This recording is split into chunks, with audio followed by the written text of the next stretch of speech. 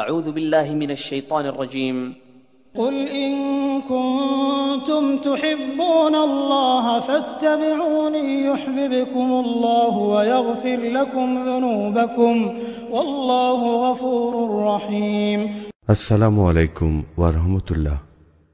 As Sunnah trust সুন্নাতে উদ্ভাসিত জীবনের জন্য সুন্নাতে নববী শিক্ষা, প্রচার, সুন্নাহভিত্তিক জীবন ও পরিবার গঠন, সুন্নাতের আলোকে মানবতার সেবায় আস-সুন্নাহ ট্রাস্টের সেবা নিন, সহযোগিতা নিন। আস-সুন্নাহ ট্রাস্ট, ঝিনাইদহ।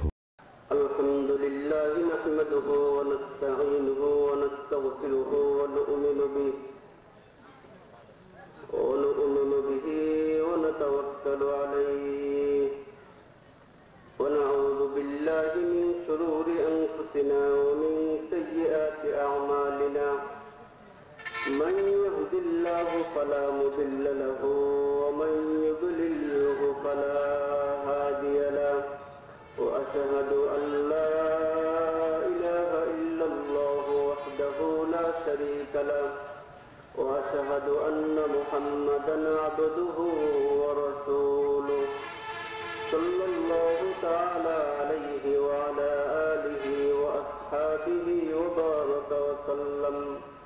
وبارك وسلم تسليما كثيرا.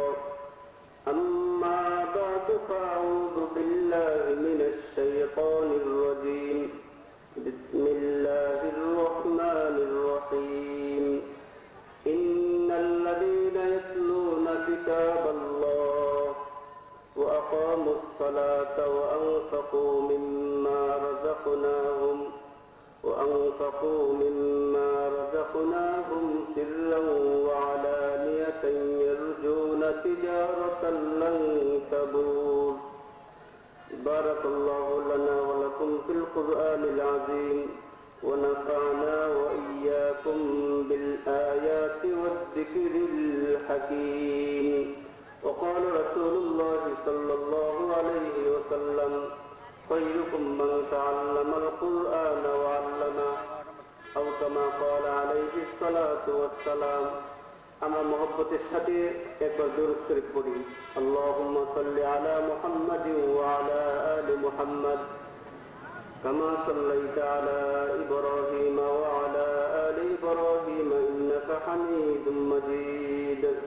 আল্লাহুম্মা বারিক আলা মুহাম্মাদিন ওয়া আলা আলি মুহাম্মাদ كما باركت على إبراهيم وعلى آل إبراهيم إنك حميد مجيد.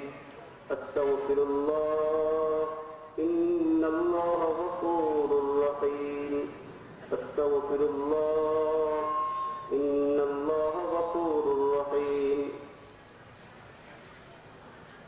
খলিফায়তপুর দাখিল মাদ্রাসা এবং মদিনাতুল উলুম হাফিজিয়া মাদ্রাসার উদ্যোগে আয়োজিত 2 দিন ব্যাপী এই বিশাল তাফসীর উপর মহাসম্মেলনের সমাপনী রজনীতে উপবিষ্ট শ্রদ্ধাভাজন সভাপতি মুআজ্জাজ মুকাররম হযরত উলামায়ে কেরাম, পিতৃতুল্য মুরব্বী সাহেবান, প্রাণপ্রিয় নওজোয়ান ভাইয়েরা, পর্দার আড়ালে মনোযোগ সহকারে কথা শুনছেন সম্মানিত মুসলিম মহিলারা, আল্লাহ তাবারক ওয়া তাআলার দরবারে অসংখ্য গণিত শুকরিয়া আদায় করছি যে মহান রব্বুল আলামিন আমাদেরকে দ্বীনের কিছু কথা বলা এবং শোনার তৌফিক দান করেছেন। এজন্য অন্তঃস্থল থেকে আল্লাহ তাআলাকে সন্তুষ্ট করার লক্ষ্যে আমরা পড়ি আলহামদুলিল্লাহ।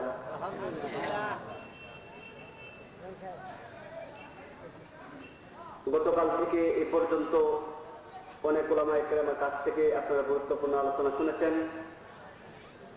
যারা আলোচনা আপনাদেরকে শুনিয়েছেন তাদের মধ্য থেকে গতকালকে দ্বিতীয় বক্তা মৌলানা রফিকুল ইসলাম সাহেব ব্যতীত বাকি সবাই আমার ছাত্র, আপনারা হয়তো জানেন। তো আমার ছাত্র হিসাবে ওরা এখানে রিহার্সেল আছে, ট্রেনিং নিচ্ছে। আপনাদের কাছ থেকে একটা মন্তব্য আমি জানতে চাই। আপনারা যে আলোচনা শুনলেন আপনাদের কেমন লাগলো? আলহামদুলিল্লাহ। আমিও মুসাফির অবস্থায় বিশ্বনবী সাল্লাল্লাহু আলাইহি ওয়াসাল্লাম বলেছেন, মুসাফিরের দোয়া আল্লাহ রাব্বুল আলামিন সরাসরি কবুল করেন। মুসাফিরের দোয়ার আল্লাহর মাঝখানে কোনো পর্দা থাকে না। আমি মুসাফির অবস্থায় অন্তরস্থল থেকে আমি দোয়া করছি, আল্লাহ রাব্বুল আলামিন আমার সকল ছাত্রদেরকে কবুল করুন, তিনি সবাইকে দ্বীনের খেদমত করার তৌফিক দান করুন। আজীবন পর্যন্ত আল্লাহ তাআলার প্রিয় কাজ, যে কাজটি তিনি নবী রাসূলদের মাধ্যমে আঞ্জাম দিয়েছেন, দাওয়াতের কাজে লাগিয়ে রাখুন। সবার আমলে, ইলমে এবং হায়াতের মধ্যে বরকত দান করুন। যাদের মেহনতের বদৌলতে, যারা শ্রম দিয়েছেন, টাকা পয়সা দিয়েছেন, বুদ্ধি দিয়েছেন, বিভিন্নভাবে সাহায্য সহযোগিতা করেছেন, যাদের সাহায্য সহযোগিতায় আজকের এই বিশাল আয়োজন, আমরা দোয়া করছি প্রথমেই আল্লাহ তাআলা সবাইকে কবুল করুন। আমরা যারা শুনতে এসেছি, আমরা যারা কথা বলতে আসছি, সবার জন্য আল্লাহ রাব্বুল আলামিন ওই মাহফিলকে নাজাতের কারণ বানিয়ে দিন। সকলে বলে আমিন। প্রিয় উপস্থিতি, আমি আপনাদের সামনে ছোট্ট একটা আয়াত তেলাওয়াত করেছি। বিশ্বনবী সাল্লাল্লাহু আলাইহি সাল্লামের খুব প্রসিদ্ধ একটা হাদিস শরীফ পাঠ করেছি। আয়াত এবং হাদিসকে সামনে রেখে অল্প সময় খুব সংক্ষেপে কিছু কথা বলার চেষ্টা করবো। ওমা তাওফীক ইল্লা বিল্লাহ। আমার মূল কথায় যাওয়ার আগে আমি আপনাদের কাছ থেকে জানতে চাই, আজকে মাহফিলের সমাপনী রজনী, আজকে সমাপনী দোয়া হবে, আখির দোয়া হবে। আজকে দোয়া পর্যন্ত আপনারা সবাই থাকবেন তো? না কিছুক্ষণ পরেই চলে যাবেন যে হুজুর আপনি একটু দোয়া করেন, আমরা গেলাম, কেমন হবে না তো? আমাদের দেশের বাসায় বলে কাঁকড়া, নদী অঞ্চলে থাকে, লাল 6টা পা। আপনারা কি বলেন? আমার দেশের বাড়ি সিলেট, আপনারা শুনেছেন। এজন্য আমার সাথে একটু হানা বললে আমি বুঝতে পারবো আমার ভাষাগুলো আপনারা বুঝতেছে।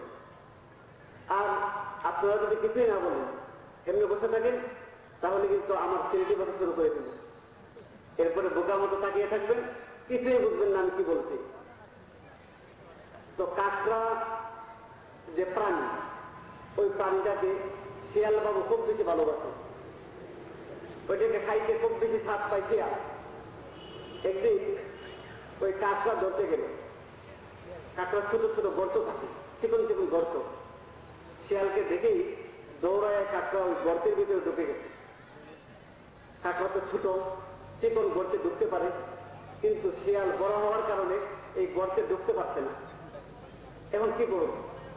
শিয়ালের বুদ্ধি বিষয়ে আমরা সবাই জানি। এবার শিয়াল একটা বুদ্ধি খাটালো, তাকে বলছে যে কাকুরি মাকুরি তুমি পরম সুন্দরী, এসো হে নমস্কার করি।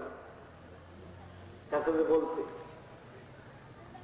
কাকড়া বুঝতে পারছে যে এবার বের হলে নমস্কার তো করবে না, খেয়ে ফেলে দেবে। ও ভিতর থেকে জবাব দিল, দিনটা আজকে বেদলা বেদলা, আমার উঠলো জ্বর, আজকের নমস্কারটা বাইরে থেকেই কর। বুঝলেন কথা? আপনারা যদি বলেন যে চৈত্র মাসের ওয়াজ বলে শেষ ওয়াজ, সাধারণত এই বছর আর একটা মাহফিল আছে আমার আগামী রবিবারে। এই বছর আর কোনো মাহফিল নেই, মানে চৈত্র মাসের শেষ, চৈত্র মাসের দিকে সাধারণত মাহফিল শেষ হয়ে যায়, ওই দিকে আর মাহফিল থাকে না। তো আপনারা যদি আবার আমাকে বলে যান যে শেষ মাহফিলের দোয়াটা আপনি স্টেজ থেকে আপনি করে আমরা গেলাম, এরকম হয় না তো? প্রিয় উপস্থিতি, আমার মূল কথা শুরু করার আগে জরুরি কিছু কথা আপনাদের ব্রেইনে দিতে চাই, আপনারা জানেন, তারপরও আমি আবারও মনে করাই দিতে চাই। এর মধ্যে একটি কথা হচ্ছে, আমরা অনেকেই মাহফিল করাই, কর্তৃপক্ষ আমরা এখানে যারা আমরা আছি, কেউ হয়তো কোনো মাহফিলের সভাপতি, কেউ হয়তো সেক্রেটারি বা কোনো না কোনো দায়িত্বে আমরা আছি। বাংলাদেশের এখন প্রত্যেকটা গ্রামে, প্রত্যেকটা মহল্লায়, প্রত্যেকটা ইউনিয়নে মাহফিল হয়, সভা হয়। তো আমরা যারা সভা করাই, আপনাদের দৃষ্টি আকর্ষণ করছি, সবার মধ্যে আমরা পুরস্কার করি। যেরকম এই যে পুরস্কারটা থাকলো, পুরস্কারের শুরুতে আমরা বিসমিল্লাহির রহমানির রহিম লিখি। বিসমিল্লাহির রহমানির রহিম, ওইটা পবিত্র একটা শব্দ। আল্লাহ রাব্বুল আলামিনের একটি বিশেষ নাম রহমান এবং রহিম। আমরা কোনো ভালো কাজ শুরু করার সময় বিসমিল্লাহ বলে শুরু করি। তবে আমি আপনাদের কাছে অনুরোধ করব যে আল্লাহর বড়ত্ব, মাহাত্ম্য, আল্লাহর ইজ্জত সম্মান যেরকম সবার উপরে, আল্লাহর নামের ইজ্জত সবার উপরে। আপনি যে ওই বিজ্ঞাপন অথবা পুস্তকের মধ্যে বিসমিল্লাহির রহমানির রহিম লিখবেন না। এর কারণ পুস্তকগুলো আমরা দেয়ালে লাগিয়ে দিই, 2 দিন 5 দিন পরে দেয়াল থেকে পুস্তকটা খসে পড়ে, খসে পড়লে এটা কিন্তু মানুষ পদদলিত করে। যে ভাই ওই পুস্তকটাকে পাড়ালো, পদদলিত করলো, পায়ের নিচে রাখলো, তিনি হয়তো বা জানেন না এর মধ্যে বিসমিল্লাহ লেখা আছে কিনা। তো উনি না জেনে মূলত পা দিয়েছেন, না জেনে এর উপর দিয়ে হেঁটে গেছেন। ওই না জেনে যে গুনাহটা করেছেন, ওই গুনার জন্য দায়ীকে, কথা বলেন, এই গুনার জন্য দায়ীকে যিনি এগিয়েছে তিনি। আল্লাহর নামের আজমত, আল্লাহর নামের বরত্ব মাহাত্ম্য সবার উপরে। আমরা খুতবার সময় সবসময় বলি ওয়ালাযিকরুল্লাহি তাআলা আ'লা ওয়া আওলা ওয়া আ'যু ওয়া আজাল্লু ওয়া আতাম্মু ওয়া আ'ম্মু ওয়া আ'যামু ওয়া আকবার। আমরা বলি আল্লাহ তোমার বরত্ব, তোমার মাহাত্ম্য সবার উপরে। আমরা তো মুসলমান, আমরা আল্লাহকে এক বলে বিশ্বাস করেছি, আমরা তো বলবই। হিন্দুরাও বলে, হিন্দুদের যে ধর্মগ্রন্থ, আপনারা হিন্দু ধর্ম থেকে সুন্দর আলোচনা করেছেন। সেও আমার ছাত্র ব্যারিস্টার সালমান সাইদ, তার কাছে শুনেছেন। তো হিন্দু ধর্মের উত্তরায়ণ একটা বেদ আছে, উত্তরায়ণ বেদ। ওই বেদে আছে উদারমিন্দ্র মহাশরীরা অল্ল দুষ্টং তুষ্টং পরমং ব্রহ্মণং অল্ল অল্লাম অল্ল রসুল মোহাম্মদ রকম বরস্ত আদাল্লং বুকমেতং অল্লাভকং লিখতকম। আমরা আরবিতে যেটা বলি যিকরুল্লাহি তাআলা আ'লা ওয়া আওলা ওয়া আ'যু ওয়া আজাল্লু ওয়া আতাম্মু ওয়া আহাম্মু। ওরা এটাকেই সাংস্কৃতিক ভাষায় বললো জ্যৈষ্ঠং ষষ্ঠং পরমং ব্রহ্মণং। বুঝতে পারছেন?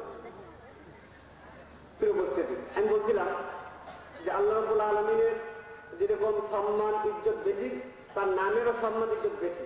এই জন্য প্রথম একটি অনুরোধ আপনাদের কাছে যে আমরা যখন মাহফিল, দাওয়াতনামা অথবা অন্য কোনো সভা সমাবেশ মাহফিলের পুস্তক বিজ্ঞাপন আমরা করব, যে বিজ্ঞাপনটা দেয়ালে লাগানো হয়, যে পুস্তকটা দেয়ালে লাগানো হবে, এরকম কোনো পুস্তকে আমরা বিসমিল্লাহির রহমানির রহিম লিখব না।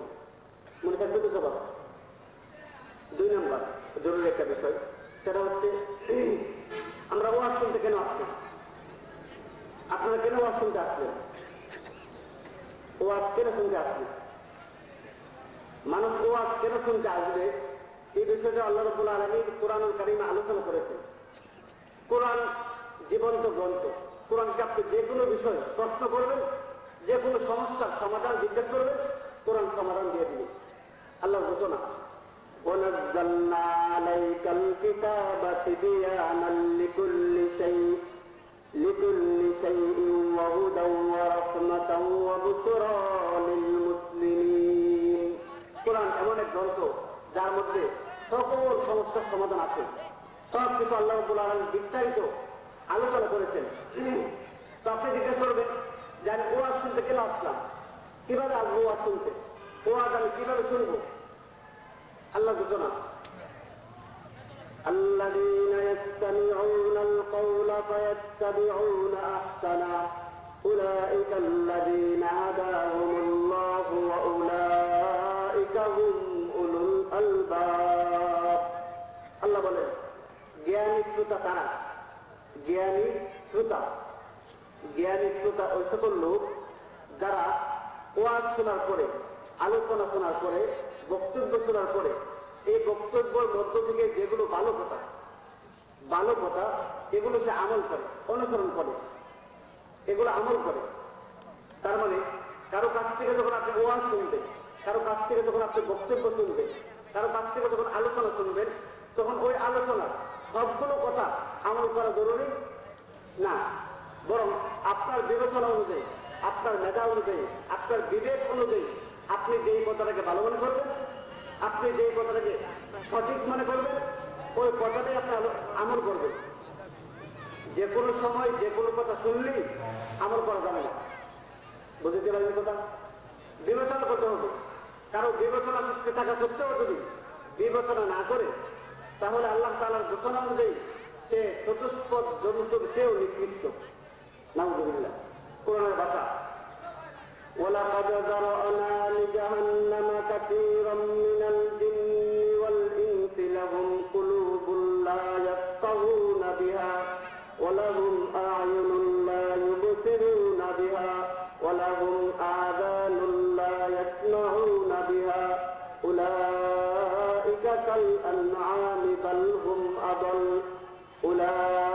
উলাইকা হুমুল গাফিলুন। আল্লাহ বলেন, আমি যাদেরকে দৃষ্টিশক্তি দিয়েছি তারপরও তারা দেখেনি, যাদেরকে আমি শ্রবণ শক্তি দিয়েছিলাম কিন্তু তারা শুনেনি, যাদেরকে বিবেচনা করার মতো একটি শক্তি দিয়েছিলাম, বিবেচনা করার শক্তি থাকা সত্ত্বেও যারা বিবেচনা করেনি তারা চতুষ্পদ জন্তুর চেয়েও নিকৃষ্ট। এজন্য আমরা যা কিছু শুনি সবকিছু আমল করবো না, বরং চিন্তা ভাবনা করে আমল করব। অনেক সময় আমরা যাদের কাছ থেকে আলোচনা শুনবো, এটা শ্রোতার কথা বললাম, যিনি বক্তা আমার কথা বলতে হবে না, এটা তো আপনাদের কথা বললাম, আমার কথা বলতে হবে না। বক্তা সম্পর্কে সূরা ইয়াসিনের মধ্যে আল্লাহ বলেন, ইত্তাবিউ মান লা ইয়াসআলুকুম আজরান ওয়া হুম মুহতাদুন। যিনি বক্তা হবেন, যিনি আলোচক হবেন, তার দুইটা গুণ। কয়টা গুণ? ভালো করে মনে রাখবেন।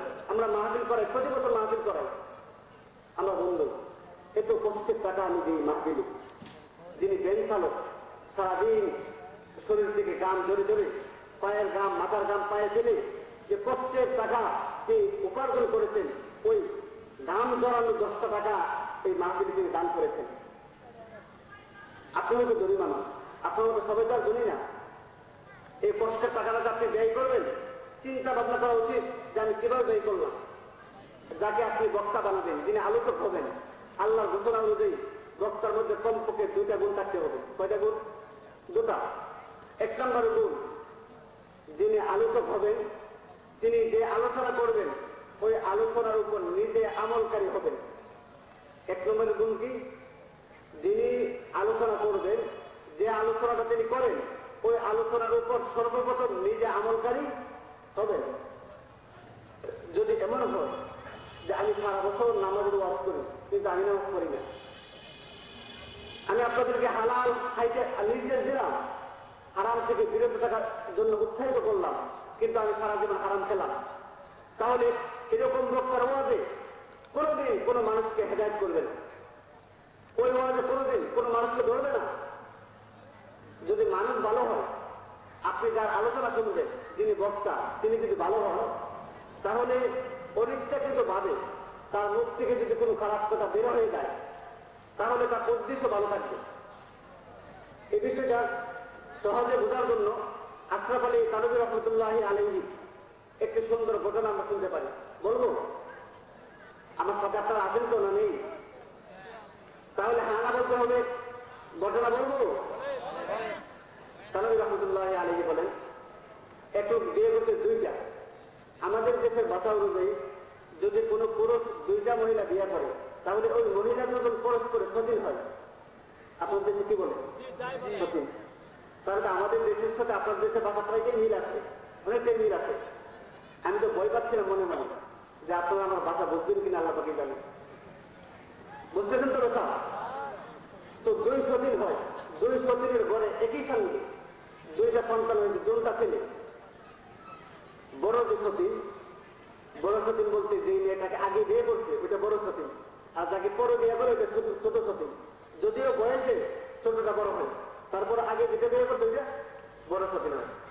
বড় সতীন তার ছোট সতীনের যে বাচ্চা, ওই বাচ্চাটাকে সারাদিন খুলে রাখে, আর তার যে বাচ্চাটা, তার বাচ্চাকে মাটির মধ্যে ফেলায় রাখে। সে মাটির মধ্যে গড়াগড়ি করে, কান্নাকাটি করে, দুধও দেয় না, কোলা হয় না, কিছু করে না। সতীনের সন্তানকে খুব আদর করে খুলে খুলে রাখে। এই এলাকায় একটা মহিলা ভিক্ষা করতো, ভিক্ষা করে বলুন তো। ওই ভিক্ষুক মহিলাটা আবার দেখেছে মহিলার এই কাণ্ড। একদিন হাতে পেয়ে জড়িয়া বলছে যে মা, আপনি যদি মনে কিছু না করেন তাহলে আমি একটা জিনিস জানতে চাই। কি সেটা? পৃথিবীর ইতিহাসে আমি এমন কোন নজির, এমন কোন ঘটনা দেখবো তো দূরের কথা, জীবনে কোনোদিন শুনিও নি যে সতীন তার নিজের ছেলেকে ফেলে রেখে তার সতীনের ছেলেকে আদর করে।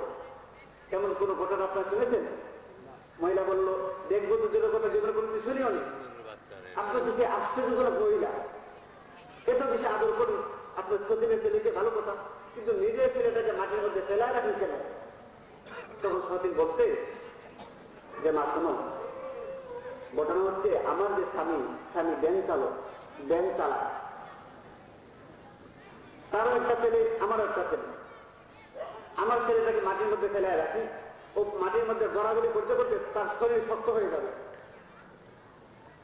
2-4 বছর বয়স যখন হবে, তখন দুপুরবেলা যখন তার পিতা খাবারে আসবে, দুপুরবেলা ভাত খাবারে আসবে, তখন ব্যানটা উঠানে রেখে ঘরে খাবারে বসবে।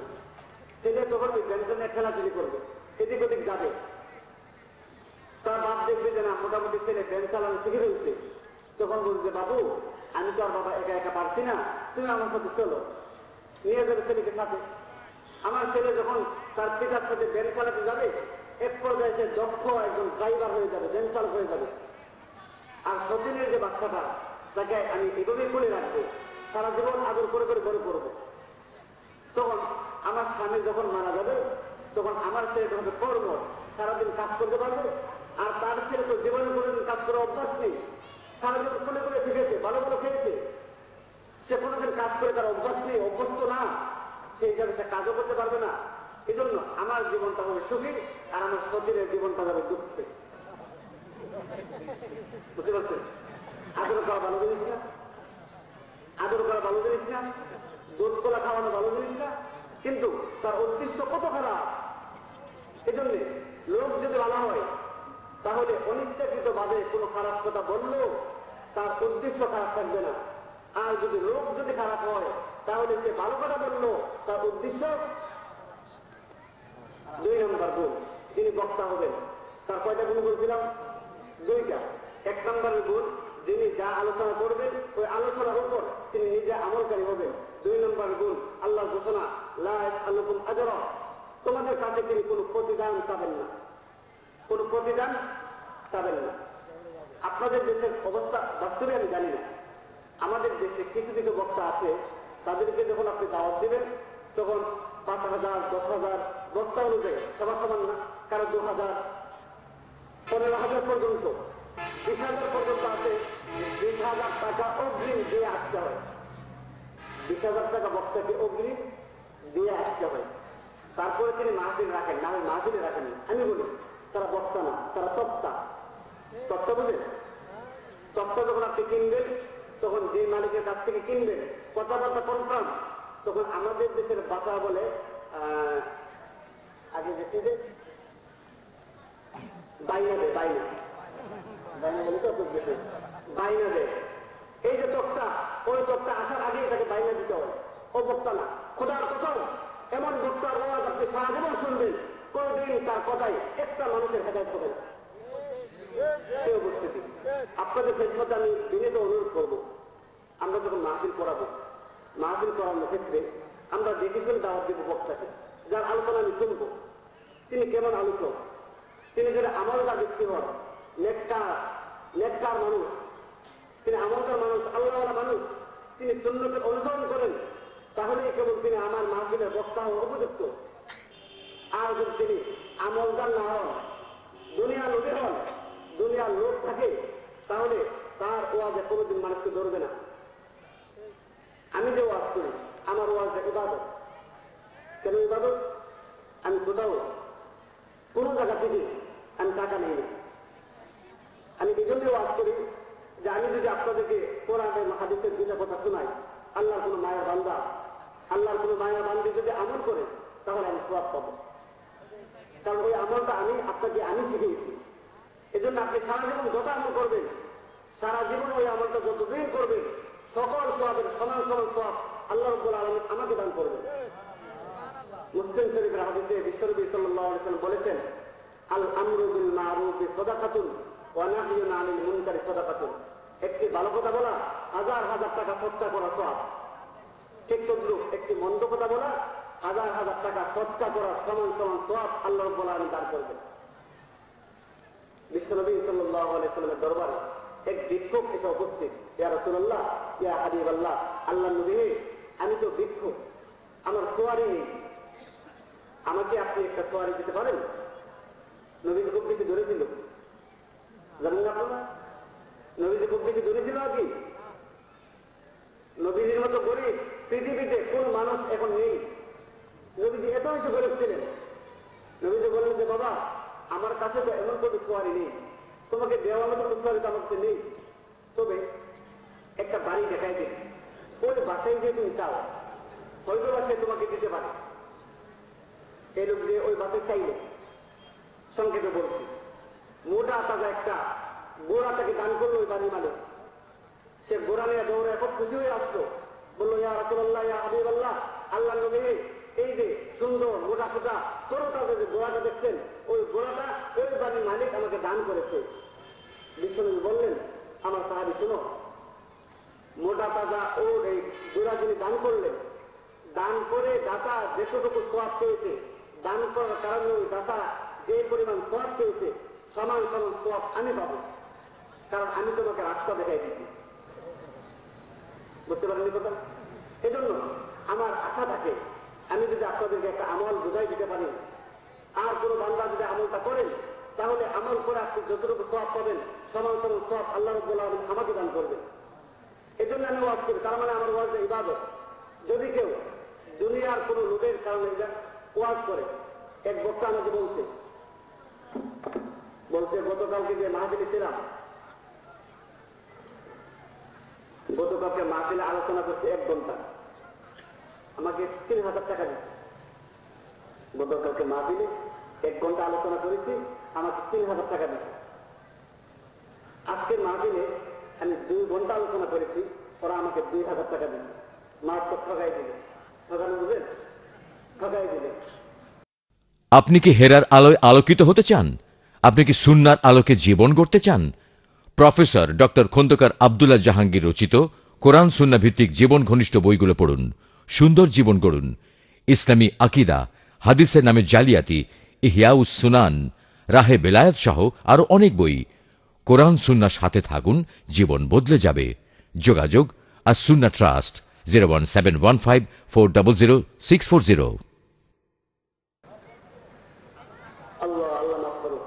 তার মানে আমি এটা বাড়া দিই, আমার মিটিং আপনি 2 ঘন্টা জন্য নেবেন 2000, তাহলে 3 ঘন্টার জন্য যদি নেন তাহলে 4000 হবে, বলেন না? বাড়া দিই, বাড়া। আল্লাহ আমাদেরকে মাফ করুক, আল্লাহ আমাদেরকে সঠিক বুঝ দান করুন, আমিন। প্রিয় উপস্থিতি, আমি মূল আলোচনা যাওয়ার আগে খুব সংক্ষেপে আরেকটা বিষয় বলতে চাই, সেটা হচ্ছে আপনারা গতকাল থেকে এই পর্যন্ত যাদের ওয়াজ শুনলেন, বয়ান যাদের শুনলেন, তাদের একটু পরিচয় দরকার আছে না? তারা কোথেকে আসবে, কে তারা, তাদের কি পরিচয়, তারা কি করে? তারা সবাই ইংরেজিতে বলে কম্পারেটিভ রিলিজিয়ান, বাংলাতে বলে তুলনামূলক ধর্মবিজ্ঞান, আর আরবিতে বলে আত-তাকাসসুস দাওয়া। তুলনামূলক ধর্মবিজ্ঞানে তারা সবাই গবেষণা করে। ওই গবেষণাগারে আমরা পড়ি কেন পড়ি? বিভিন্ন ধর্ম সম্পর্কে আমরা কেন জানি? জানার একটি কারণ আছে, সেটা হচ্ছে কোরআন শরীফের মধ্যে আল্লাহ রাব্বুল আলামিন বলেছেন, ইয়া আইয়ুহান নাস উবুদু, হে মানুষ সকল, তোমরা ইবাদত করো, উপাসনা করো ওই স্রষ্টা আল্লাযী খলাকাকুম, যিনি তোমাদেরকে সৃষ্টি করেছেন, ওয়াল্লাযীনা মিন ক্বাবলিকুম, এবং তোমাদের পূর্ববর্তীদেরকেও সৃষ্টি করেছেন। তার উপাসনা করো, তার ইবাদত করো। আপনাদের যদি আমরা জিজ্ঞাসা করি যে আল্লাহ কাদের উপাসক, আল্লাহ কাদের উপাসক? প্রশ্ন বুঝেননি? আল্লাহ কাদের উপাসক? আমাদের উপাসক। বুঝতে পারিনি? আপনারা আমার ভাষা বুঝতেছে? তাহলে উত্তর দিচ্ছে না কেন? আমি তো একা একা কথা বলতে পারি না। আল্লাহ কাদের উপাসক? আমাদের উপাসক। আমরা মুসলমান, আমরা বলি আল্লাহ আমাদের উপাসক। হিন্দুকে যদি জিজ্ঞাসা করেন যে আল্লাহ কাদের উপাসক, সে বলবে মুসলমানদের উপাসক। যদি বৌদ্ধকে জিজ্ঞাসা করেন, একই উত্তর দেবে। কোরআন সম্পর্কে যদি আমি জিজ্ঞাসা করি যে কোরআন কাদের ধর্মীয় গ্রন্থ, আপনারা কি বলবেন? আমাদের ধর্মীয় গ্রন্থ। হিন্দুকে যদি জিজ্ঞাসা করেন, সে বলবে মুসলমানদের ধর্মীয় গ্রন্থ। ইহুদি খ্রিস্টানকে যদি জিজ্ঞেস করেন, তারাও বলবে যে মুসলমানদের ধর্মীয় গ্রন্থ। একই বিষয় বিশ্বনবী সাল্লাল্লাহু আলাইহি সাল্লাম সম্পর্কে যদি জিজ্ঞেস করেন যে মুহাম্মদ রাসূলুল্লাহ কাদের নবী, আমরা বলি আমাদের নবী, তারাও বলে যে মুসলমানদের নবী। আসলে বিষয়টা কি? আসলে কি আল্লাহ শুধুমাত্র আমাদের উপাসক? আসলে কি কোরআন শরীফ শুধুমাত্র আমাদের জন্য? আসলে কি মুহাম্মদ রাসূলুল্লাহ সাল্লাল্লাহু আলাইহি ওয়াসাল্লাম শুধুমাত্র মুসলমানদের জন্য নবী? কোরআনকে যদি আপনি জিজ্ঞাসা করেন, তাহলে কোরআন আল্লাহ সম্পর্কে বলে يا أيها الناس اعبدوا ربكم الذي خلقكم والذين من قبلكم لعلكم تتقون আল্লাহ বলেন, হে মানুষ সকল, তোমরা আমার উপাসনা করো। কোরআন সম্পর্কে যদি কোরআনকে জিজ্ঞাসা করো যে কোরআন তুমি কাদের জন্য, কোরআন বলবে শাহরু রমাদান আল্লাযী উনজিলা ফীহিল কুরআন ফীহিল কুরআন হুদাল লিন-নাসি ওয়া বায়্যিনাতিন মিনাল হুদা ওয়াল ফুরকান। কোরআন বলে হুদাল লিন-নাস, আমি মানুষের জন্য পথ প্রদর্শক। নবীজি সম্পর্কে যদি কোরআনকে জিজ্ঞেস করেন যে কোরআন তুমি বলো তো মুহাম্মদ রাসূলুল্লাহ কাদের নবী, তখন কোরআন বলবে কুল ইয়া আইয়ুহান নাস ইন্নী রাসূলুল্লাহি ইলাইকুম জামিআ। হে নবী, আপনি বলুন, হে মানুষ সকল, আমি তোমাদের সকলের জন্য আল্লাহর পক্ষ থেকে নবী, আল্লাহর প্রেরিত রাসূল। আমি শুধু উদাহরণস্বরূপ 3টা আয়াত তেলাওয়াত করলাম। 3টা আয়াতে আপনারা শুনেছেন আরবি নাস আছে। নাস, নাস আরবি শব্দ, এর বাংলা অর্থ হচ্ছে মানুষ। আচ্ছা বলেন, আপনাদের দেশে যারা খ্রিস্টান তারা কি মানুষ? তারা মানুষ। যারা হিন্দু তারা কি মানুষ? যারা বৌদ্ধ, যদি তারা মানুষ হয় তাহলে আল্লাহ কি তাদের জন্য উপাসক নয়? যদি তারা মানুষ হয় তাহলে কোরআন শরীফ তাদের জন্য প্রদর্শক। যদি তারা মানুষ হয় বিশ্বনবী সাল্লাল্লাহু আলাইহি সাল্লাম তাদের জন্য তো নবী। আচ্ছা ভাই, তাদের জন্য যে মুহাম্মদ রাসূলুল্লাহ নবী, তাদের জন্য যে কোরআন পথ প্রদর্শক, তাদের জন্য যে আল্লাহ উপাসক, ওইটা কি তারা জানে? কে বলেন, তারা কি জানে? জানে না। যদি না জানে তাহলে এই কথাটা পৌঁছায় দেওয়ার দায়িত্ব তাদের। যারা জানে তাদের, যেহেতু তারা জানে না সেহেতু তাদের কাছে এই কথাটা পৌঁছায় দেওয়ার দায়িত্ব হবে যারা জানে তাদের। আমার বন্ধুরা, আগে ছোট্ট করে একটি কথা না বললে হচ্ছে না। আপনি যদি চান দুনিয়ার মানুষকে সন্তুষ্ট করবেন, জীবনেও কোনোদিন পারবেন না। দুনিয়ার 100 মানুষ, আপনার গ্রামে ধরেন 100 মানুষ, 100 মানুষ 100 কোয়ালিটি, 100 মানুষের মেজাজ 100 ধরনের, 100 মানুষের মন 100 ধরনের। আপনার জন্য পশ্চিমকালে সম্ভব না 100 মানুষকে সন্তুষ্ট করা। এর চেয়ে একজনকে সন্তুষ্ট করা 100 জনের তুলনায় সহজ না কঠিন? একটা উদাহরণ দিলে সুন্দর করে বুঝবেন। বলবো, এক জমিদার, আগের জমানে জমিদার ছিল, এক জমিদার শ্বশুর বাড়িতে যাবে। প্রাইভেট আছে একটা, এখন যেরকম বাজারও আছে, বিভিন্ন ধরনের প্রাইভেট আছে। তখন প্রাইভেট মানে বুড়া, তখনকার প্রাইভেট মানে বুড়া। প্রাইভেট আছে একটা, লোক 3 জন, জমিদার, জমিদারের বেগম সাহেব আর একটা ছেলে। জমিদার বলল একসাথে বুড়ার মধ্যে 3 জন তো ওঠা যায় না, তাহলে কি করা? 3 জন বেটে বেটে যাবো, ভাগাভাগি করে। আমি কিছুক্ষণ যাবো, তারপর আমার স্ত্রী কিছুক্ষণ যাবে, তারপর ছেলে কিছুক্ষণ যাবে। এবার তারা পরামর্শ করলো, পরামর্শ করে জমিদার প্রথমে উঠলো বুড়ায়, সে সোয়ার হয়ে যাচ্ছে আর তার স্ত্রী এবং ছেলে হেঁটে হেঁটে যাচ্ছে। কিছুক্ষণ যে এই যে আপনাদের এখানে একটা মোড় আছে, এরকম একটা মোড় পানি দিচ্ছে, মোড়ে কতগুলো মানুষ বসা আছে, তারা বসে বসে ওদেরকে দেখে মন্তব্য করছে যে জমিদার এরকম বিবেকহীন মানুষ, এত বিবেকহীন মানুষ দুনিয়াতে যদি থাকে তাহলে গজব আসবে না কেন? মহিলা বেচারা মারাত্মক দুর্বল, মহিলারা এমনি দুর্বল হয়, আর বাচ্চা মানুষ সেটা আরো দুর্বল। ওই 2টা দুর্বলকে হাঁটায় হাঁটায় নিচ্ছে, আর জমিদারের মতোই সবাইকে বসে আছে। মন্তব্য জমিদার কাজ পর্যন্ত পড়ছে। জমিদার বলে, ঠিকই তো, আসলে তো এটা আমার জন্য উচিত হয়নি যে আমি জোয়ান মানুষ, শক্তিশালী মানুষ, আমি সবাইকে বসে থাকবো আর আমার বেগম আর বাচ্চা, ছোট বাচ্চা তারা হেঁটে হেঁটে যাবে, সেটা হয়নি। তিনি নাম নেন সবাই থেকে, নেনে বেগমকে বললেন যে বেগম সাহেব তুমি উঠো, আমি আমার ছেলেটাকে নিয়ে আমি হেঁটে হেঁটে যাচ্ছি। বেগম উঠলো। কিছুক্ষণ পর আরেকটা মোড়া হলো, ওই মোড়ে আরো কিছু লোক বসা, ওরা দেখেই মন্তব্য করছে, আমাদের দেশের একটা গ্রাম্য ভাষা আছে, যদি কোনো স্বামী মহিলার কথায় চলে, স্বামী যদি তার স্ত্রীর কথায় চলে, তাহলে আমাদের গ্রামে বলে মাগবুদাইরা। কি বলে? মাগবুদাইরা বলে। যে মাগের কথাই চলে, বেগমের কথাই চলে, ওকে মাগবুদাইরা বলে। আমার ছেলেদের কিছু কিছু শব্দ আপনাদের শিখে যায়। যার চোখ আছে বুদ্ধি নেই, চক্ষু আছে বুদ্ধি নেই, এমন মানুষ আছে না? যার চক্ষু আছে বুদ্ধি নেই এমন মানুষকে আমাদের গ্রামের ভাষায় বলে চুকুম বুঝাই। কি বলে? চুকুম বুঝাই বলে। চোখ আছে বুদ্ধি নেই, চুকুম বুঝাই। প্রিয় বলতে দিই, আমি বলছিলাম ওই লোকেরা তাকে দেখিয়ে বলছে এই কত বড় মত বোঝেরা, সে কত বড় বোকা, তার স্ত্রীকে তোয়ালের মধ্যে বসায় রেখে সে বাচ্চাটাকে হেঁটে হেঁটে যাচ্ছে, আর স্ত্রী তো মারাত্মক বেয়াদব, স্বামীকে হাঁটাই নিচ্ছে, আর সে চৌধুরীর মতো চৌধুরী সাহেবের মতো তোয়ালিতে বসে আছে। কত বড় বেয়াদব স্ত্রী। জমিদারকে শুনতে যাও, শুনে বললো তার তো ঠিক বলছি, সে তো আমার দেব, আমি তার স্বামী, আমি তার জন্য শ্রদ্ধার পাত্র, সে আমাকে হাঁটায় হাঁটায় নিয়ে তোয়ারিতে বসে থাকতে পারে না। বলে যে না, স্ত্রী তুমি নামো, বাচ্চাকে উঠাইবে। বাচ্চাকে উঠানোর পর আরো কিছুক্ষণ গেল, আরেকটা লোক, এখানে আরো কিছু লোক আছে। ওই লোকেরা দেখেই মন্তব্য করছে যে বেয়াদব কোনোদিন গাছে ধরে না, মানুষের ঘর থেকেই হয়। কত বড় বেয়াদব, মাতা পিতা উভয় দিন হেঁটে হেঁটে যাচ্ছে, আর বাচ্চারা কত বড় বেয়াদব তোয়ারির মধ্যে বসে আছে। তার বিবেক একটু বাধাও দিল না। কেমন বাচ্চা ছিল? আসলে যে ওই মার ঘর থেকে হয়েছে না অন্য কোন মা তাকে জন্ম দিয়েছে, বুঝতে পারেনি বিষয়টা। জমিদারের মধ্যে করে শুনেছে, শুনে বললো ঠিকই তো বলছে। আসলে তো ছেলের জন্য মার খুব বেয়াদ যদি তার পিতা মাতা আমরা দুজন আমরা হেঁটে হেঁটে যাবো, আর ছেলেটা বসে থাকবে, সেটা হয় না। এখন জমিদার প্রথমে একা উঠছিল, মানুষ মন্তব্য করলো। বেগমকে একা একা উঠাইছিল, তাও মন্তব্য করলো। ছেলেকে একা একা উঠাইছিল, তাও মানুষ মন্তব্য করলো। এবার বলছে মন্তব্য থেকে বাঁচার জন্য তিনজন একসাথে উঠি। তিনজন এবার একসাথে উঠলো। আরেকটা মনে যখন গেল তখন মানুষ দেখে মন্তব্য করছে যে আল্লাহ পাক যে দুনিয়ার মধ্যে গজব দেন ঠিকই, কত বড় দাঁড়ে ভরা ওই পশু, তার জবান নেই, কোনো কিছু বলতে পারছে না, এই জন্য এত বড় শাস্তি দিচ্ছে তাকে। একটা পশুর উপর একসাথে তিনজন লোক করছে, তাদের বিবেক বিবেচনা কিছু নেই।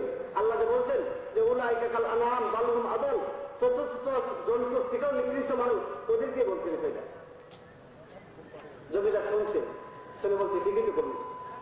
আসলে তো ওই জানোয়ার, সে কথা বলতে পারছে না, দুর্বল প্রাণী, তার উপর আমরা একসাথে তিনজন উঠলাম, এটা আসলে হয়নি।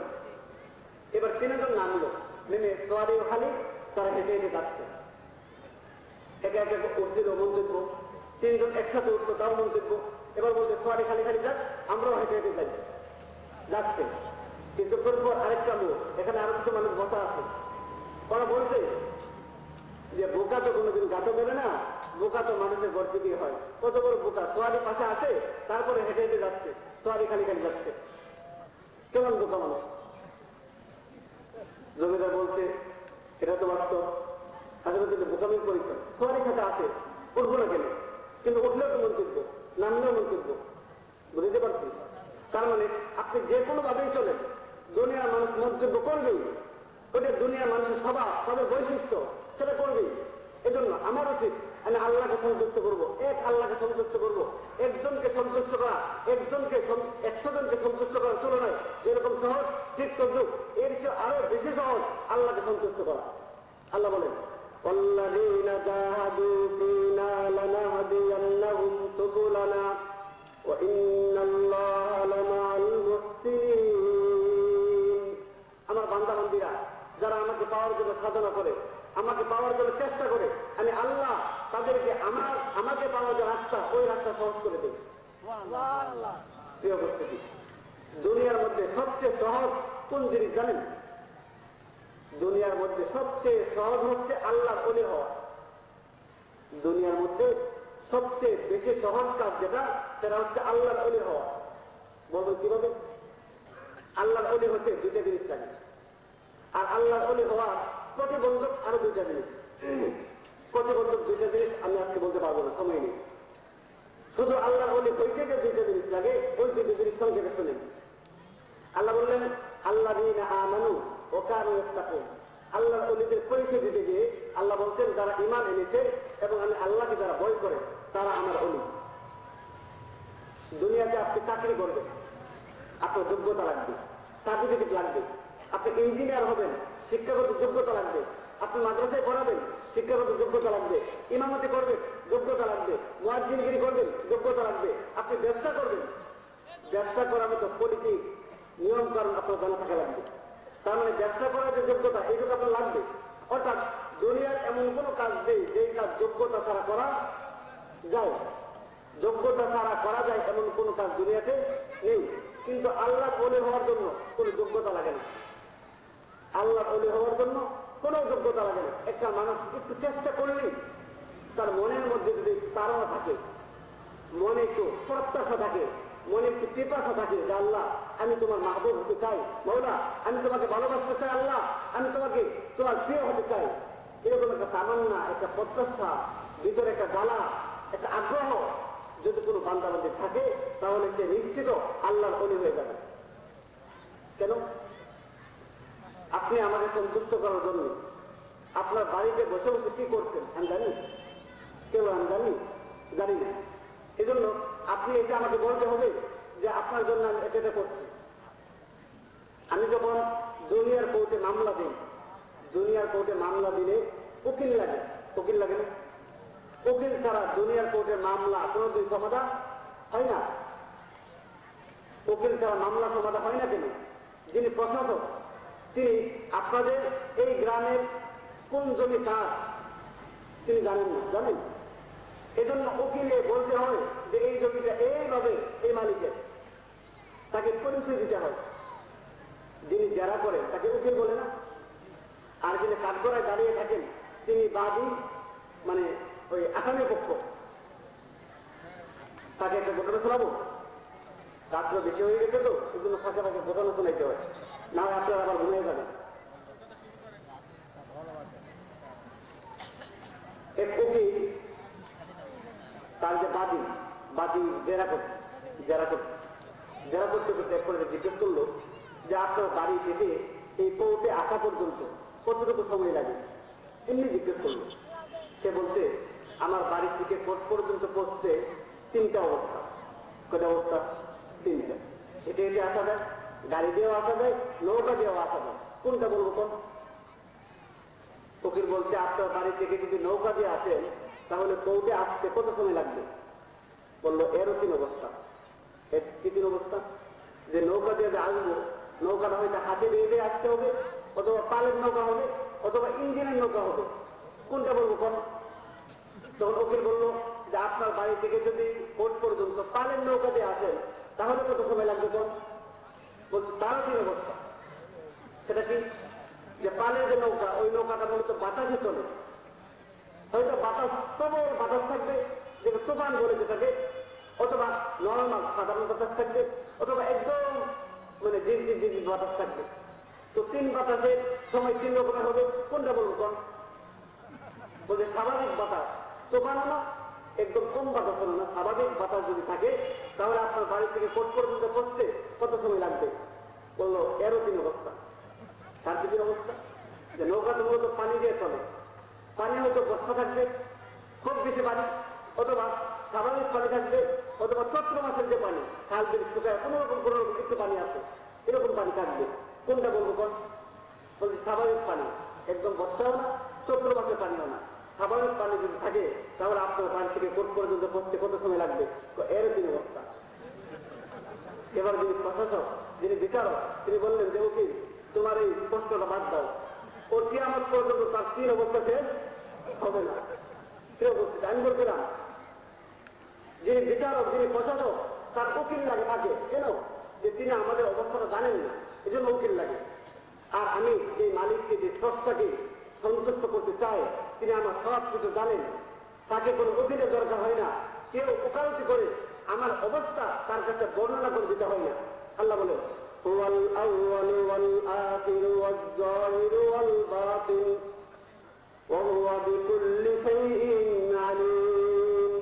আল্লাহ আগে পরে, শুরুতে শেষে, প্রথমে শেষে সব কিছু আল্লাহ জানেন।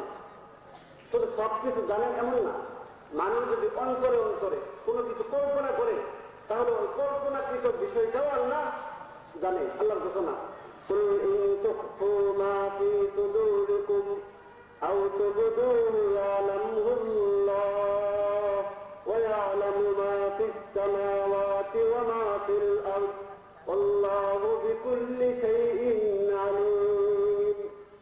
আপনি বলে দিন যে তোমরা যা প্রকাশ করো, যা গোপন করো, এমনকি তোমরা অন্তরে অন্তরে যা কল্পনা করো, ওই বিষয়টাও আল্লাহ রাব্বুল আলামিন জানেন। এই জন্য ভাই, আল্লাহকে সন্তুষ্ট করা খুব সহজ, আল্লাহর ওলি হওয়া খুব সহজ। বিশেষ করে যারা সাধারণ মানুষ, যারা কিছু জানেন না, তাদের জন্য আরো বিশেষ সহজ। যারা জানে না তাদের বিপদ একটা, আর যারা জানে তাদের দুটা। যারা জানে না তাদের বিপদ কয়টা?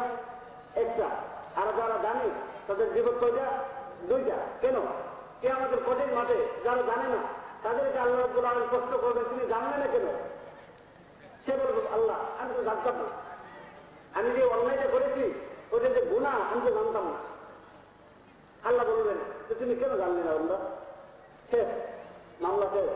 কিন্তু তিনি জানেন, তাকে জিজ্ঞেস করা হবে কতটুকু জেনেছিলে আর জানা অনুযায়ী আমল কতটুকু করেছিলে, এটা মানুষের কাছে পৌঁছাইছিলে কতটুকু, কতটুকু গোপন করেছো আর মানুষের কাছে পৌঁছাই দিয়েছো কতটুকু। এই জন্য জানলে বিপদ বেশি, না জানলে বিপদ কম। সে উপস্থিতি আমি অনেক দূরে চলে গেছি। আমি বলছিলাম যারা হিন্দু, খ্রিস্টান, ইহুদি, বৌদ্ধ না, তারা জানে না আল্লাহ তাদের উপাসক, তারা জানে না বিশ্বনবী সাল্লাল্লাহু আলাইহি ওয়াসাল্লাম তাদের নবী, তারা জানে না কোরআন যে তাদের জন্য পথ প্রদর্শক। তাদের কাছে ওই কথাটা পৌঁছায় যাওয়ার দায়িত্ব আমাদের, যেহেতু আমরা জানি। আমরা যেহেতু জানি সেহেতু আমাদের দায়িত্ব তাদের কাছে পৌঁছায় যাওয়া। আজকে বিকালে আমি বাজারে গেলাম, আপনাদের এই যে কি কয় বিরামপুর বাজারে। দোস্ত, খুব সংক্ষিপ্ত এবং বড় এবং বিরাট সবের একটা কথা শুনেন। আমরা বাজারে যাই, হাটে যাই, মাঠে যাই, বিভিন্ন জায়গায় যাই। আপনি একা একা কোথাও যান না, আপনার পাশে কেউ না কেউ থাকে, আপনার পাশে কেউ না কেউ থাকবে।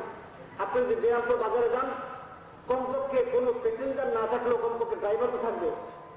ড্রাইভারের কাছে দাওয়াত দিবেন, ড্রাইভারকে দাওয়াত দিবেন যে ভাই নামাজটা করেন তো, আপনার দুই বাচ্চা সবাই নামাজ পড়ে তো, এরকম একটু দাওয়াত দিলেন, দুইটা ভালো কথা বললেন। বিশ্বনবী সাল্লাল্লাহু আলাইহি ওয়াসাল্লাম বলেছেন, মান দাআ ইলা হুদান, কেউ যদি কোনো ভালো কাজের পথ দেখায় দেয়। একটা লোক নামাজ পড়েন, আপনি হাতে পায়ে ধরে বললেন যে ভাই নামাজ পড়লে শরীর ভালো থাকে, নামাজ পড়লে চেহারা ভালো থাকে, নামাজ পড়লে মন ভালো থাকে, নামাজ পড়লে ছেলেমেয়েরা কথা শুনে, নামাজ পড়লে পরিবারের মধ্যে বিশৃঙ্খলা দেখা যায় না, শান্তি থাকে।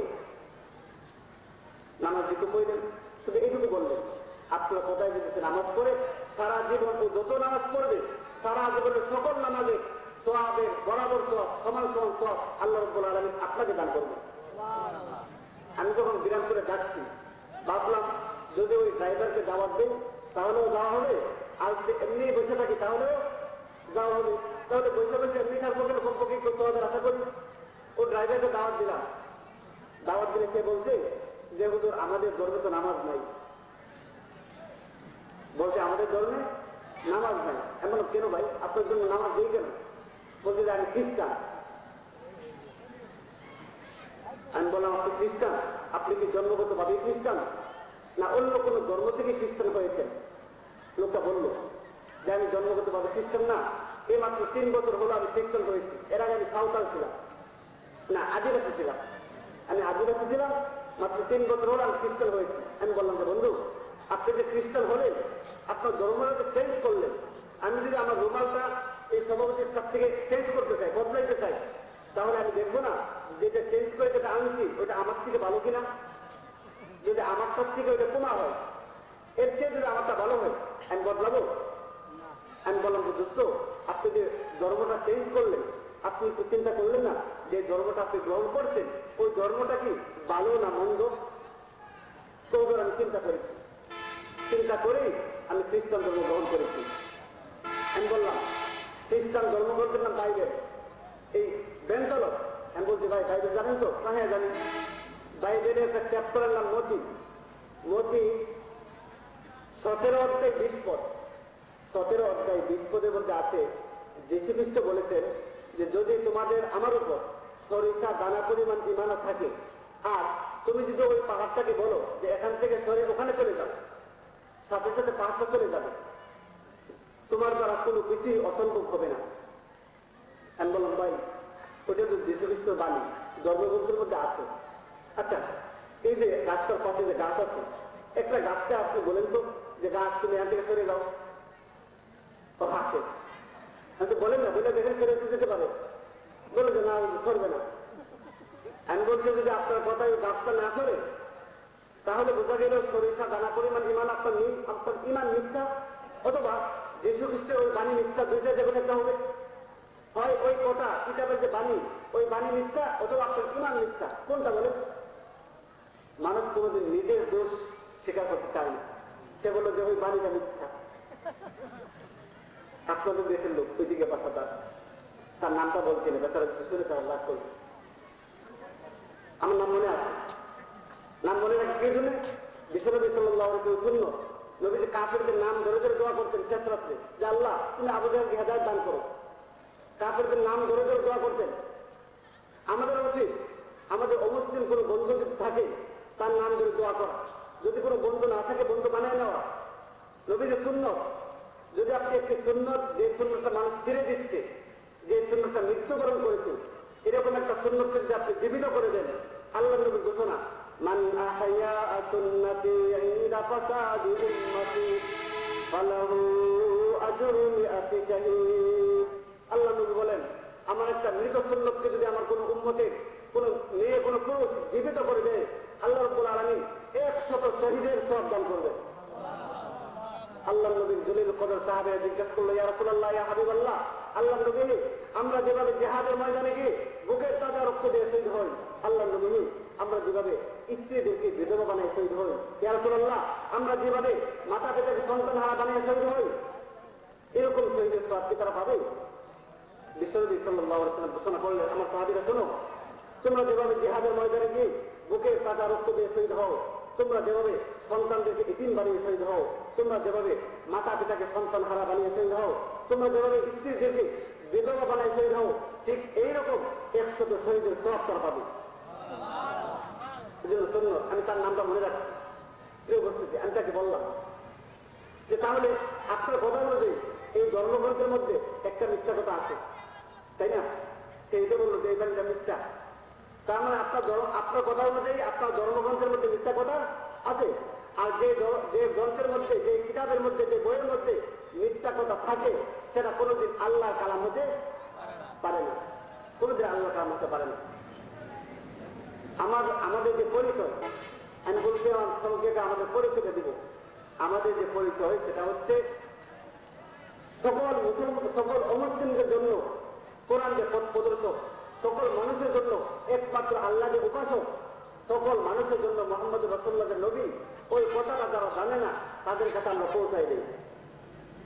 এটা আমাদের দায়িত্ব, শুধু আমাদের দায়িত্ব না, আপনাদের দায়িত্ব।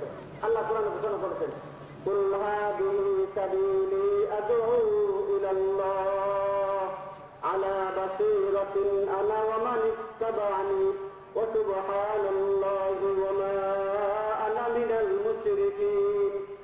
আল্লাহ রাব্বুল আলামিন ঘোষণা করেন, হে নবী আপনি বলুন, এটাই আমার রাস্তা, আমি বুঝে শুনে দলিল প্রমাণের মাধ্যমে মানুষদেরকে আল্লাহর দিকে আহ্বান করি, ওমান ইত্তাবা'আনি, আর আমার অনুসরণ যারা করে তারাও আল্লাহর দিকে মানুষদেরকে আহ্বান করে। আমরা এখানে যারা আছি, আমরা সবাই বিশ্বনবী সাল্লাল্লাহু আলাইহি ওয়াসাল্লামের অনুসারী কিনা? কথা বলেন, সবাই অনুসারী কিনা? আমরা যদি অনুসারী হয়ে থাকি তাহলে আমাদেরও দায়িত্ব, আমরা মানুষদেরকে আল্লাহর পথে আহ্বান করব, আমরা মানুষদেরকে আল্লাহর দিকে দাওয়াত দেব, আমরা মানুষদেরকে আল্লাহর দিকে, আল্লাহর পথে থেকে দাওয়াত দেব। আল্লাহ নিজেও দাওয়াত দেন। আল্লাহ বলেন, আল্লাহু ইয়াদউ ইলা দারিস সালাম, আল্লাহ তোমাদেরকে শান্তির ঘরের দিকে আহ্বান করছেন, দাওয়াত দিচ্ছেন। আল্লাহ দাওয়াত দেন, আল্লাহ নবীও দাওয়াত দেন, আমরাও দাওয়াত দিব। তাদের কিন্তু সবাই প্রিয় উপস্থিতি, আমি যে আয়াত তেলাওয়াত করেছি খুব সংক্ষেপে আপনাদের ওই আয়াতটা বোঝায় দেওয়ার চেষ্টা করি, আমার সংক্ষিপ্ত আলোচনা শেষ করবো ইনশাআল্লাহ। আমি যে আয়াত তেলাওয়াত করেছি, আল্লাহ রাব্বুল আলামিন ওই আয়াতে মুসলমানদেরকে একটা ব্যবসা শেখাচ্ছেন। কি শেখাচ্ছেন? ব্যবসা।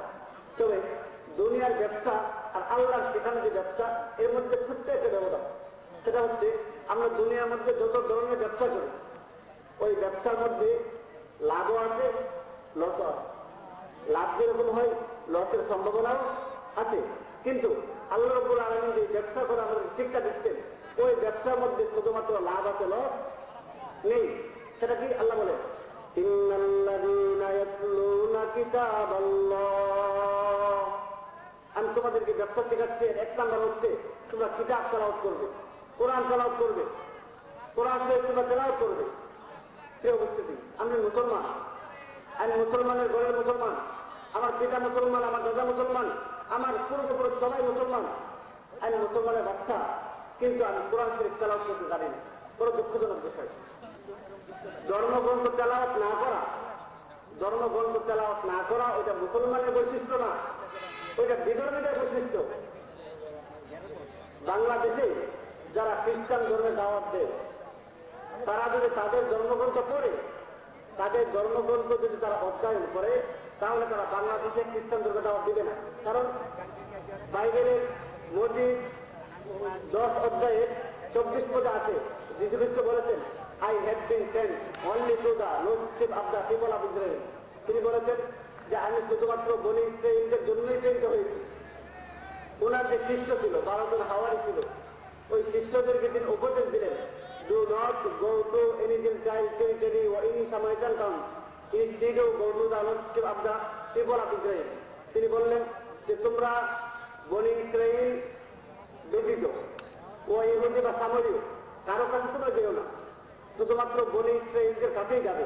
তার মানে খ্রিস্ট যে ধর্ম, ধর্মটা শুধুমাত্র বনি ইসরায়েলদের জন্যই। যাই হোক, আমি দিকে যাচ্ছি না। আমাদের বৈশিষ্ট্য যে আমরা ধর্মগ্রন্থ তেলাওয়াত করব। আমি ধর্মগ্রন্থ তেলাওয়াত করতে পারিনি, আমি কোরআন শিক্ষা করতে পারিনি, কমপক্ষে আমার একটা সন্তানকে কোরআন শিক্ষা দেবে। দেখেন, একটা সন্তানকে পিতা কত মহব্বত করে, কত আদর করে, কত মহব্বত করে, কত ভালোবাসে। আপনার সন্তানকে আপনি জীবনে কতদিন গোসল করিয়েছেন, এর কোনো হিসাব নেই। কিন্তু আপনার জীবনের সর্বশেষ যে গোসল, আমি যখন মারা যাব, আমার জীবনের সর্বশেষ যে গোসলটা, ওই গোসলটা যে সন্তানকে আমি অগণিত বার গোসল করাইলাম, ওই সন্তান আমাকে গোসলটা দিতে পারলো না। সে ইমাম সাহেবকে ডেকে আনলো যে আমার আব্বুর গোসলটা দেওয়া যায়। প্রিয় উপস্থিতি, জানাজার লাশকে সামনে রেখে যখন জানাজার নামাজ পড়ে, ইমাম সাহেব আপনার যত মহব্বতের মানুষই হোক, ইমাম সাহেব আপনার যত বন্ধুই হোক, ইমাম সাহেবের যে দুঃখ বেদনা আপনার ছেলের মতো পশ্চিম কালেও হবে না। আপনার ছেলে তো আপনার পরিত্যক্ত সন্তান, ওই সন্তান যখন পিতার লাশকে সামনে নিয়ে দাঁড়ায়, তখন সে আর নিজেকে ধরে রাখতে পারে না, ভেঙে পড়ে, তার বিকেটটা টুকরা টুকরা হয়ে যায়। সে আল্লাহু আকবার বলে দিয়ে যখন সুবহানাল্লাহু করতে শুরু করে, আল্লাহ রাব্বুল আলামিন ফেরেশতাদেরকে ডেকে জিজ্ঞাসা করেন, আমার ফেরেশতারা দেখো দুনিয়ার দৃশ্য, আমি তার পিতাকে চিরস্থায়ী ভাবে দুনিয়া থেকে নিয়ে আসতাম। সে তো এমন সন্তান, তার পিতাকে দুনিয়ার কোনো মানুষ যদি কষ্ট দিত, তাহলে সে লাঠি সুতারে বের হয়ে যেত যে আমার বাপের প্রতিশোধ গ্রহণ না করা পর্যন্ত আমি ঘরে ফিরব না। কিন্তু আমি চিরস্থায়ী ভাবে চিরতরের জন্য তার পিতাকে নিয়ে আসতাম। সে আমার বিরুদ্ধে কোনো অভিযোগ করেনি, আমার বিরুদ্ধে কোনো মামলা করেনি, বরং আমার বরত্ব প্রকাশ করে আমার প্রশংসা শুরু করে দিয়েছে।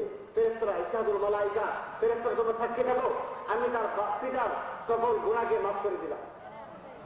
এজন্য আমার একটা সন্তানকে কমপক্ষে মাদ্রাসায় দিব, সে যেন আমার জীবনের শেষ গোসলটা দিয়ে আমার জীবনের শেষ যে সালাত, যে নামাজ, দোয়া, ওই দোয়াটাকে দিয়ে দিতে পারে। সবাই রাজি আছেন?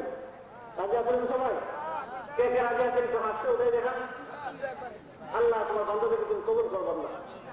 প্রিয় উপস্থিতি, 2 নম্বর খুব সংক্ষেপে বলছি, আল্লাহ রাব্বুল আলামিন আমাদের যদি ব্যবসা শিখাচ্ছেন, এই 2 নম্বর হচ্ছে ওই সালাতা, তোমার নামাজ প্রতিষ্ঠা করবে। নামাজ সম্পর্কে আপনারা আলোচনা শুনেছেন। 3 নম্বর আল্লাহ বলেন যে তোমাদেরকে আমি যে রিজিক দান করেছি, ওই রিজিক থেকে তোমরা আমি আল্লাহর রাস্তায় খরচ করবে। যে রিজিক আমি তোমাদেরকে দান করেছি, ওই রিজিক থেকে তুমি আমার রাস্তায় খরচ করবে। আমাদেরকে আল্লাহ রাব্বুল আলামিন রিজিক দান করেছে। মানুষ বুদ্ধির বলে কোনোদিন ধনী হতে পারে না, মানুষ শক্তির বলে কোনোদিন ধনী হতে পারে না, মানুষ ব্রেইনের বলে কোনোদিন ধনী হতে পারে না। বরং আল্লাহ রাব্বুল আলামিন যাকে ইচ্ছা ধন দান করেন, যাকে ইচ্ছা ধনী বানান, আর যাকে ইচ্ছা দরিদ্র বানান। আসুন্নাহ ট্রাস্ট মাল্টিমিডিয়া উপস্থাপনার এ পর্ব বা বিষয় এখানেই শেষ। পরবর্তী পর্ব বা বিষয় পেতে ভিজিট করুন www.assunnahtrust.com। যোগাযোগ করুন 0115400640